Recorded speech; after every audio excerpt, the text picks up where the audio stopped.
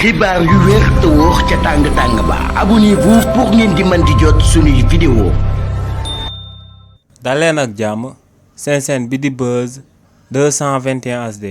kii di Pape Ahmadou Mbaye di ab juriste bu kenn dootu présenté ci réew mi di Sénégal daal dinay andi ay leeral jëmale ko si ndax buñ daal di amalee élection municipale yi ngir daal di tabb ki nga xam ne moom moo war a daal di remplacer Barthélémy Dias ci biir mairie ba ca Dakar ba noppi si li ni mel recours bi nga xam ne moom la Barthélémy Dias dugaloon biir Cour suprême dina ci daal di jouer waaw wala déet. ci coow loolee kii di Pape Ahmadou Mbaye ne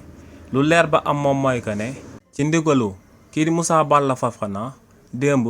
ci conseil municipal bi nga xam ne moom lañ daan amal daal dinañuy jàpp bés bi nga xam ne moom lañ war a daal di tabb koo xam ne moom moo war a daal di jiite mairie ba ca Dakar ne bés boobee daal dinañ koy jàpp ci le 25 août 2025 bi ñu jëm ne ci élection boobee nag dinañ daal di tànn ci candidat yi nga xam ne différents partis yi fa daal di teew mun nañ koo daal di gagné. te ne parti bi nga xam ne moom moo ci daal di ëpp sens nag moom mooy parti taxawu Sénégal topp ci parti Pastef waaye tamit daal di ciy topp parti bi ñu dippee Sénégal gi ñu bokk bi nga xam ne Barthélémy Dias moom moo koy daal di jiite. waaye nee nag bu fekkee ne dañoo daal di amal élection yooyee ba daal di tànn kenn ci candidat yooyee le 25 août 2025 bi ñu jëm ngir kookee daal di utu Barthélémy Dias ci bopp mairie ba ca Dakar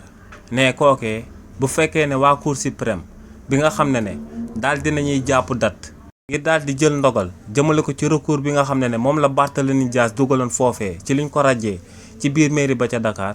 te bés boobee daal di nekk le 18 septembre bi ñu jëm ne waa Cour suprême buñ jëlee ndogal daal di wax que ne Barthélémy Dias moom mooy continuer nekk maire ci biir mairie ba ca Dakar ne kon ci saasi la kookee di Barthélémy Dias di jëlaatee place am daal di remplacer waat ki nga xam ne moom moo ko remplacer ci élection buñ nama amal le 25 août 2025 bi ñu jëm. donc ne ba tey kii di Barthélémy Dias bu fekkee ne waa Cour suprême daal dinañuy wax que ne moom mooy continuer di nekk mairie ba ca Dakar ne kon ci saasi lay jëlaat place am. xibaar yu wér te wóor ca tàng-tàng ba abonnez-vous pour ngeen di mën di jot suñuy vidéo.